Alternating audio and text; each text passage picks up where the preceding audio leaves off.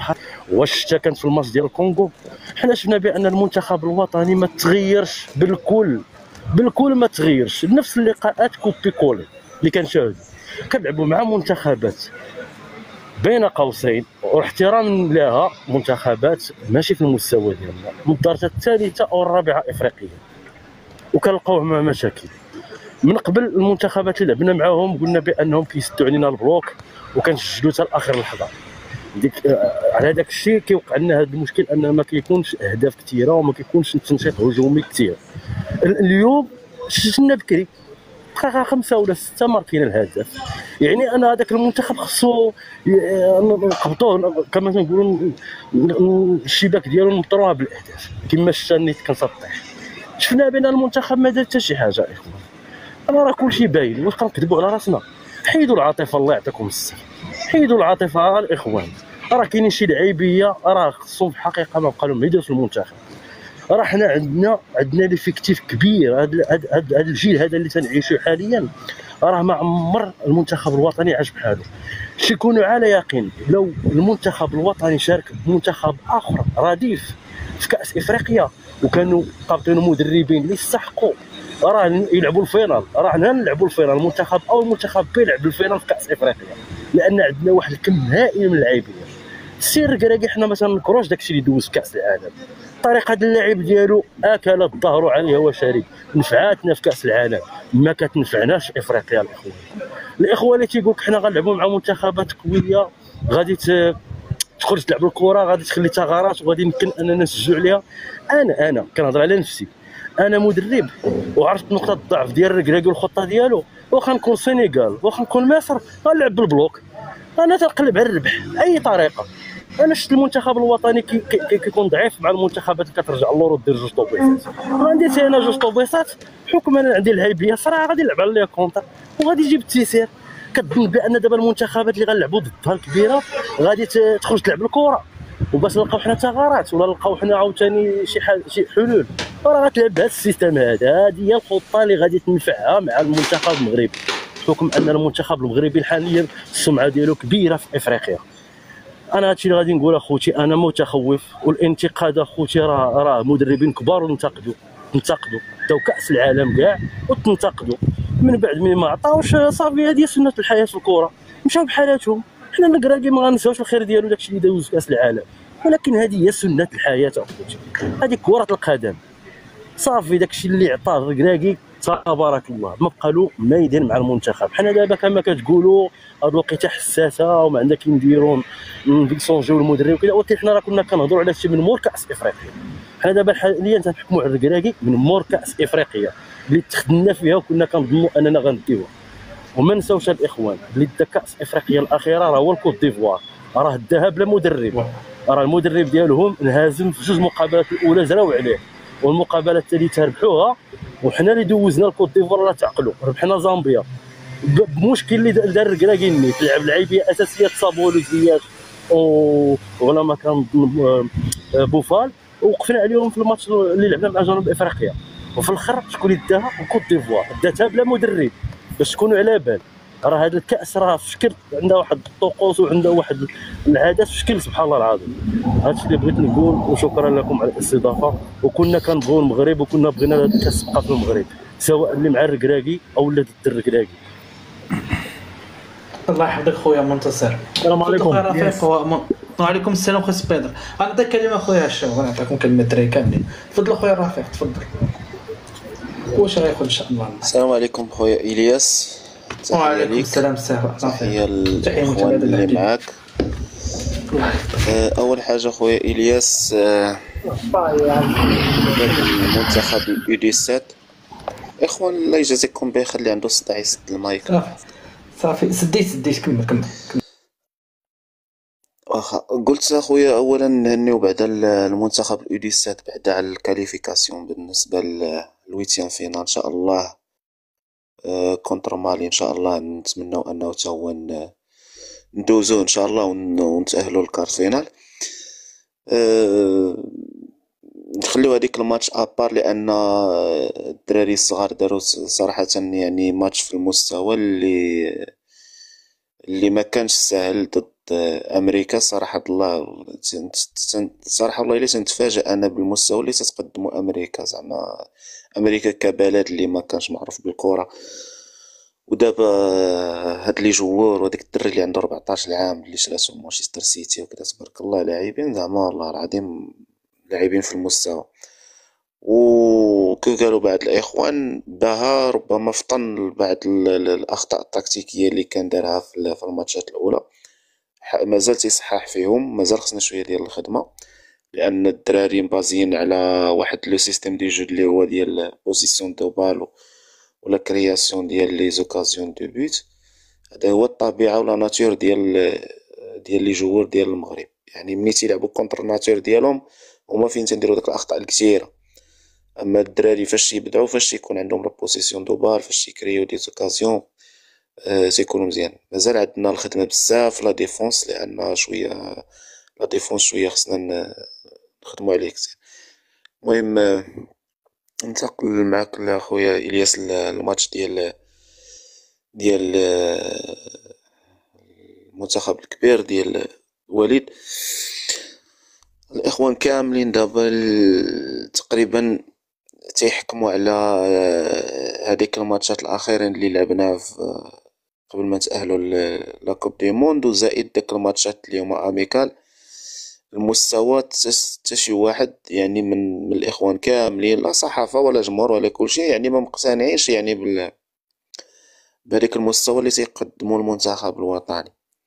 ولكن الاخوان شحال من واحد النقط تكروهم، وعلى حسب يعني من ناحيه لي كريتيك ولا من ناحيه ديال وجهه النظر ديالهم حسب المستوى اللي تقدمه المنتخب المغربي. ولكن ككريتيك المستوى اللي تيقدم ما تيعجبناش ولكن مازال ما سمعت زعما شي واحد تيعطينا مثلا نديرو حنا نخلي ابار وليد الركراكي وشنو تيدير. انت كجمهور ملي تقول ما راضيش على واحد المستوى ولا شنو تيقدموا، انت في نظرك بما انك تتفهم في الكره ايها الجمهور ايها الصحفي، عطينا شنو هي انت في نظرك شنو هو السبب، او عطينا بعض الحلول اللي تتشوفها انت من وجهة النظر ديالك، فهمتي؟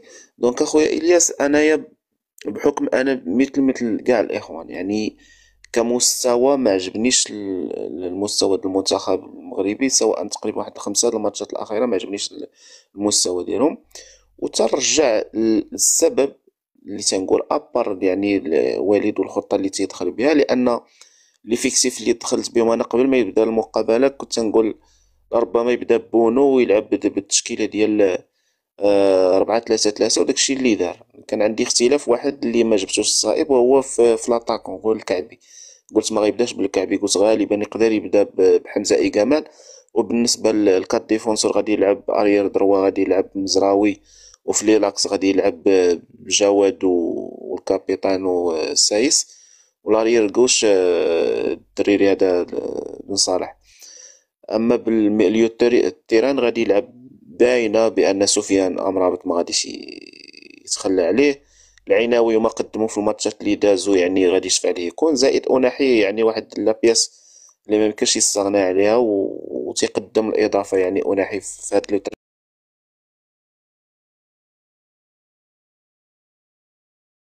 لي زيلي اللي هما باينه، زلزولي وهذا وابراهيم. وفي لاطاك اللي كنت نقول يقدر يدخل باقامه.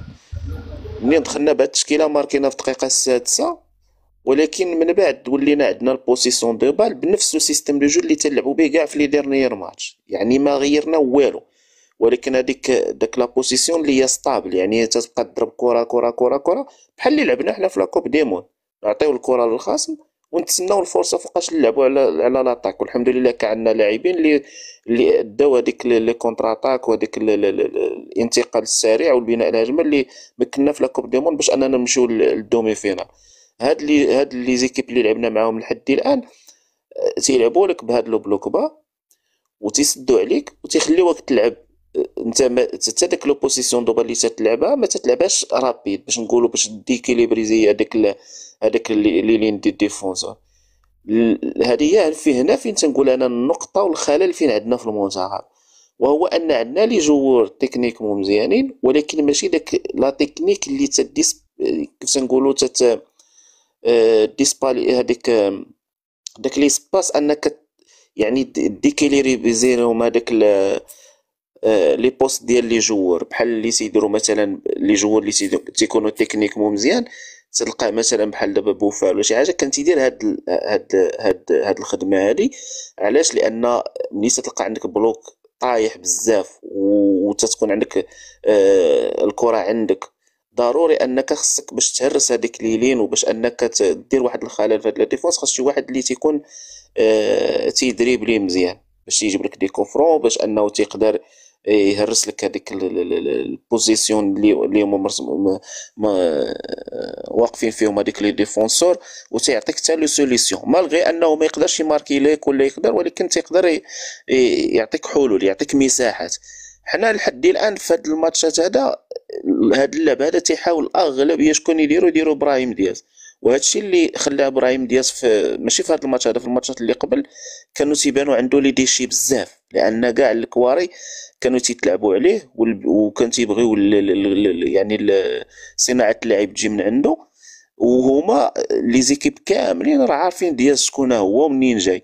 دونك دائما تيدير لك تعطيوه واحد ما تيلعبش كره، واحد غير تيراقبو، وجوج وحدين اخرين تيحاولوا يعمروا لي سباس. في الماتش هذا الصراحه ادى اللي عليه ابراهيم دياز. بروميير ميطون راه تقريبا دو باس ديسيزيف والكعب يضيع، دوزيام ميطون كان تيبدل لي بوس وكان تيلقى بعض الحلول، يعني ادى اللي عليه. دونك انا هذا هو تنقول الخلل الوحيد اللي عندنا دابا في المنتخب، وهذا الشيء اللي بان حتى من بعد التغييرات.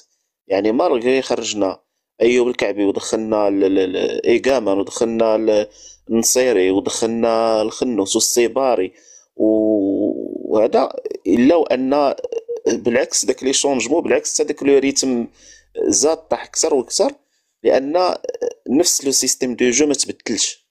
واش وليد عارفو وتيفكر في شي خطه، وداك الشيء علاش ما باغيش يبين يعني الورق ديالو من دابا مخليهم حتى الكاس افريقيا، هذا الله اعلم. اما حنا كجمهور راه باين لينا بان ليفيكاسيتي ما عندناش، واخا تنماركيو بيت وتربحوا، ولكن باش نكريو دي زوكازيون ماركيو 3 و4 وكذا مازال ما لقيناش هذا النوع ديال الحلول. ولكن اون جينيرال انا بالنسبه ليا كاس افريقيا بحال قال بعض الاخوان قبيلات، قال لك نطيحوا مع لي زيكيب اللي هما قويين ولا ماشي قويين. راه المشكل راه ماشي في لي زيكيب واش عندهم لي زاتاك ولا ما عندهمش، وهما كيفاش تيوقفوا في التيران داك لو بلوك. راه يقدر مثلا نتا طيح مثلا مع واحد ليكيب مثلا اللي هي عندها مثلا هذيك السرعه وكذا وكذا، ولكن تقدر تماركي عليهم. غير هاد الجمله وننسى لي خويا الياس، اسمح لي طولت. قلت لك تقدر مثلا نطيحوا مع لي زيكيب اللي عندهم لي زاتاك وعندهم لي ميليو تيران اللي هما تيمشيو رابيد، ولكن تقدر هذاك هو اللي غتلعب معاه ويلعب معاك بلوك با ويمحنك، وبالتالي انك ما تقدر لا انت تماركي لا هو تماركي، يعني يمشي مع اشواط اضافيه وتقدر تمشي مع حتى البيلانتيات. هذه ما عمرها ما كانت قاعده اللي هي في الكره ناجحه 100% ان تكون عندك لاعبين سرعه ولا شي حاجه انك تماركي.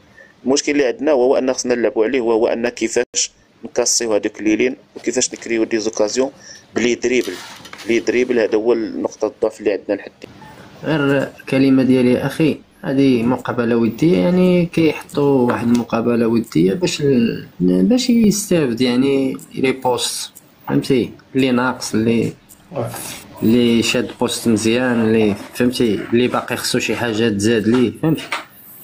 هاد الشيء هذه هي الوديه، يعني مقابله كتاخذ منها واحد الفكره، اللعابه اللي ناقصين، اللعابه اللي غادي يكونوا في الحطيات، اللعابه اللي غيكونوا رسميين. هادشي علاش كيديروا مقابله وديه، واخا تربحتها ب 16-0 لا فائده، ماشي ربحوا ب 16 كيتسمى غير، فهمتي.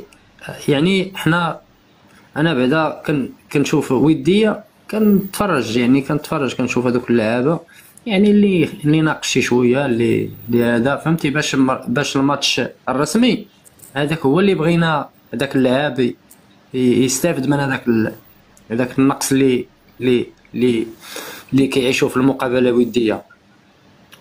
وثاني حاجه ما نقولوش يعني المنتخب راه ما دايرش ولا ما فاعلش ولا ما تاركش، حنا ديما مساند المنتخب ديالنا يعني المغرب.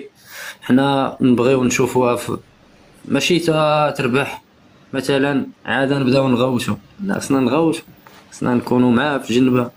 يعني سواء دابا كاينين نتائج مزيانه، يعني ما كاينش شي نتائج ديال الخساره باش غنهضروا على المنتخب المغربي. نتائج ايجابيه، يعني ربحتي بواحد راك ربحتي، راه شي واحد راه فوز، راه كيتسمى فوز. الحاجه اللي غنهضروا عليها ملي كيكون واحد الخساره، كتجي واحد الفرقه كتغربك. شي هاد الموزنبيق راه ربحنا بواحد، ولكن راه لعبات حتى هي فهمتي، راه لعبوا شي كواري يعني دايره الكره في التيران يعني منافسين. يقدر تجي واحد الفرقه يعني طايحه كاع وتشد معاك، واخا تكون عندك الهجوم كيطير وعندك الدفاع وعندك الوسط يعني داكشي مخدوم، غتجي واحد الفرقه غتصدمك، ما عمرها لعبات معاك وغتصدمك، تكون طايحه كاع ما بيناش. هذه كره.